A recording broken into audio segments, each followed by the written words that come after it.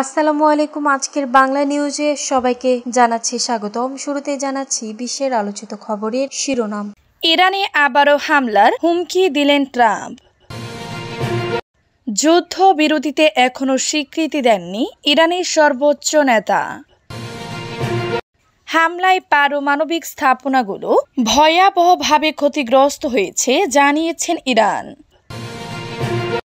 হামলার পর ফোরদৌর পরিস্থিতি দেখতে গিয়েছিলেন ইসরায়েলি এজেন্টরা জানিয়েছেন ট্রাম্প।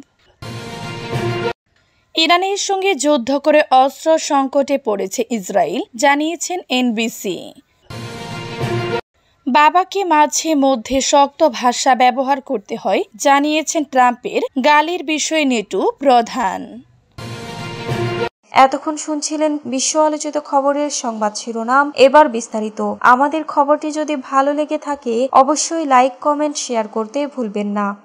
ইরানে আবারও হামলার হুমকি দিলেন ট্রাম্প। ইরান যদি পারমাণবিক সমৃদ্ধকরণ কর্মসূচি পুনরায় শুরু করার চেষ্টা করে তাহলে দেশটিতে আবারও হামলা চালানো হবে বলে হুঁশিয়ারি দিয়েছেন মার্কিন প্রেসিডেন্ট ডোনাল্ড ট্রাম্প। একজন সাংবাদিক তাকে জিজ্ঞাসা করেন যে যদি তেহরান তার ইউরেনিয়াম সমৃদ্ধকরণ স্থাপনা পুনর্নির্মাণ করে তবে আমেরিকা আরও আক্রমণ চালাবে কিনা। জবাবে ট্রাম্প বলেন অবশ্যই। তিনি বলেন সর্বশেষ বিষয়টি হচ্ছে তারা এখন ওই যে কোনো কিছু সমৃদ্ধ করা তারা পুনরুদ্ধার করতে চায়।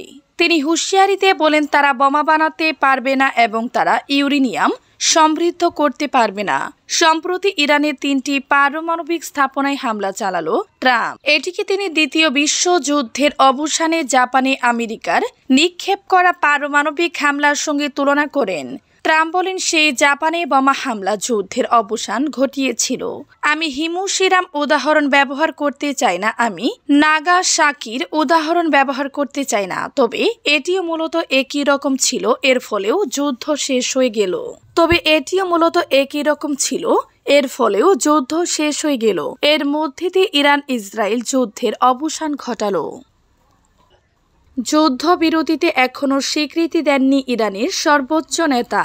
ইরান ও ইসরায়েলের মধ্যে যুদ্ধবিরতির বিষয়টি গতকাল দেশটির প্রেসিডেন্ট সহ সিনিয়র কর্মকর্তারা নিশ্চিত করেছিলেন, কিন্তু এরপরেও দেশটির সর্বোচ্চ নেতা আয়াতুল্লাহ আলী খামেনির দিক থেকে বিষয়টি স্বীকার করে প্রকাশ্যে কোনো বক্তব্য আসেনি।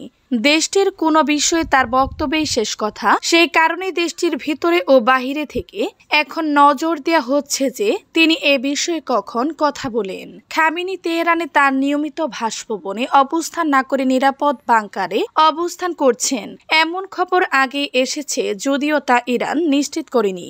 সবশেষ গত 18 জুন তার আগে থেকে রেকর্ড করা একটি ভিডিও বার্তা টেলিভিশনে প্রচার হয়েছে।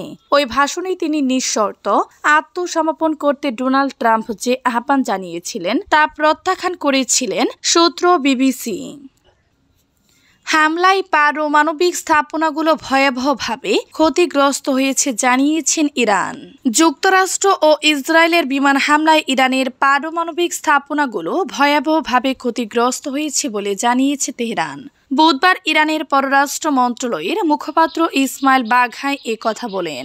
যুক্তরাষ্ট্র ও ইসরায়েলের হামলায় ইরানের পারমাণবিক স্থাপনাগুলোর অবস্থা সম্পর্কে জিজ্ঞাসা করা হলে ইসমাইল বাঘাই বলেন, হ্যাঁ, আমাদের পারমাণবিক স্থাপনাগুলো ভয়াবহভাবে ক্ষতিগ্রস্ত হয়েছে। তিনি আরো বলেন এটা নিশ্চিত, কারণ এগুলোর উপর একের পর এক হামলা হয়েছে।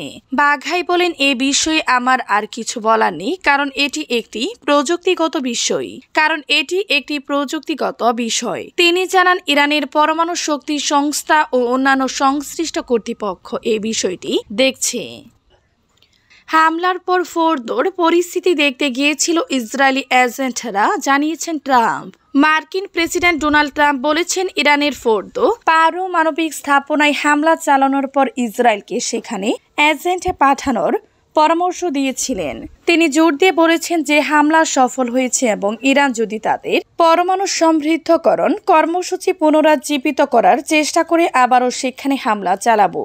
নেদারল্যান্ডসের দ্য হেগে নেটো শীর্ষ সম্মেলনে ট্রাম্প ফোরদোতে বোমা হামলার বিষয়ে সাংবাদিকদের এসব কথা বলেন। তিনি বলেন, আপনারা জানেন যে তাদের ইসরায়েল কিছু লোক সেখানে প্রবেশ করেছে এবং তারা বলেছে যে এটি সম্পূর্ণ ধ্বংস হয়ে গেছে। ট্রাম্প বলেন, আমি বুঝতে পেরেছি ইসরায়েল এখন এটি নিয়ে একটি প্রতিবেদন তৈরি করেছে এবং আমাকে বলা হয়েছে যে তারা এজেন্টরা বলেছে এটি সম্পূর্ণ ধ্বংস হয়েছে। আমি বিশ্বাস করি এটি সম্পূর্ণ ধ্বংস হয়েছে। আমি মনে করি তাদের ইরান কাছে সেখান থেকে কোনো কিছু বের করার সুযোগ ছিল না, কারণ আমরা দ্রুত পদক্ষেপ নিয়েছিলাম। উল্লেখ্য, ফাঁস হওয়া একটি মার্কিন গোয়েন্দা প্রতিবেদনে বলা হয়েছে যে ইরানের পারমাণবিক স্থাপনায় হামলায় তাদের ভূগর্ভস্থ উপাদান ধ্বংস হয়নি এবং বোমা হামলার আগে ইরানের সমৃদ্ধ ইউরেনিয়ামের বেশিরভাগ মজুদ সেখান থেকে সরিয়ে ফেলা হয়। তবে হোয়াইট হাউস ওই রিপোর্টের তথ্য প্রত্যাখ্যান করেছে এবং তা ফাঁসের ঘটনায় নিন্দা জানিয়েছে। এদিকে বুধবার ট্রাম্পের মন্তব্যের বিষয়ে ইসরায়েলি কর্মকর্তারা কান পাবলিক ব্রডকাস্টারকে বলেন, হামলার পর ফোর্দো পারমাণবিক স্থাপনা ইসরায়েলের কোনো অভিযানের বিষয়ে তারা অবগত নন। সূত্র টাইমস অফ ইসরায়েল। ইরানের সঙ্গে যুদ্ধ করে অস্ত্র সংকটে পড়েছে ইসরায়েল, জানিয়েছে এনবিসি। ইরানের সঙ্গে টানা 12 দিনের যুদ্ধের পর ইসরায়েল বর্তমানে অস্ত্র ও গোলাবারুদের ঘাটতির মুখে পড়েছে। মার্কিন সংবাদ মাধ্যম এনবিসি নিউজ এক প্রতিবেদনে এ তথ্য জানিয়েছে। মার্কিন প্রশাসনের অজ্ঞাতনামা 2 কর্মকর্তার বরাত দিয়ে প্রতিবেদনটিতে বলা হয়েছে, ইসরায়েলের অস্ত্র ভাণ্ডারে গুরুত্বপূর্ণ সরঞ্জাম ও গোলাবারুদের সংকট দেখা দিয়েছে। এছাড়া আরও 3 কর্মকর্তার উদ্ধৃতি দিয়ে প্রতিবেদনে বলা হয়, ইসরায়েল এখন গুরুত্বপূর্ণ কিছু অস্ত্রে বিশেষভাবে কমতি অনুভব করছে। এমন সময় এ তথ্য সামনে এলো যখন ইসরায়েল ও ইরানের মধ্যে যুদ্ধবিরতি কার্যকর রয়েছে। কাতারের সহায়তায় যুদ্ধবিরতির মধ্যস্থতা করেন যুক্তরাষ্ট্রের প্রেসিডেন্ট ডোনাল্ড ট্রাম্প। যদিও এটি এখনও নাজুক অবস্থায় রয়েছে, তবে রিপোর্ট লেখা পর্যন্ত তা কার্যকর ছিল। ইসরায়েল তাদের অস্ত্র ঘাটতির ব্যাপারে আনুষ্ঠানিক কোনো মন্তব্য করেনি। প্রতি বছর যুক্তরাষ্ট্র ইসরায়েলকে বিলিয়ন ডলারের সামরিক সহায়তা দিয়ে থাকে। ইরানের হামলার সময় ইসরায়েলকে প্রতিরক্ষা সহায়তা দিতে এবং ক্ষেপণাস্ত্র প্রতিহত করতে যুক্তরাষ্ট্র সক্রিয়ভাবে সহায়তা করেছে বলেও এনবিসি জানিয়েছে।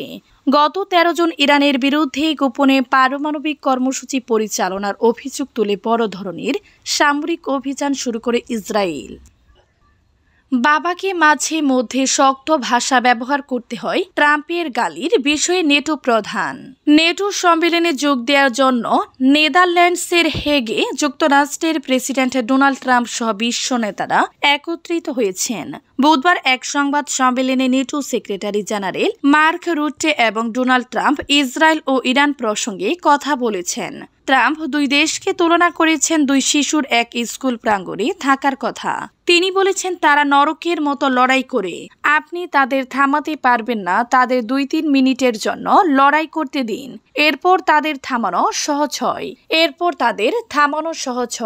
এর আগে মঙ্গলবার 24 জুন ট্রাম্প যে গালির মতো শব্দ ব্যবহার করেছিলেন সে প্রসঙ্গে রুটে বলেন, এবং তার বাবাকে কখনো কখনো শক্ত ভাষা প্রয়োগ করতে হয়।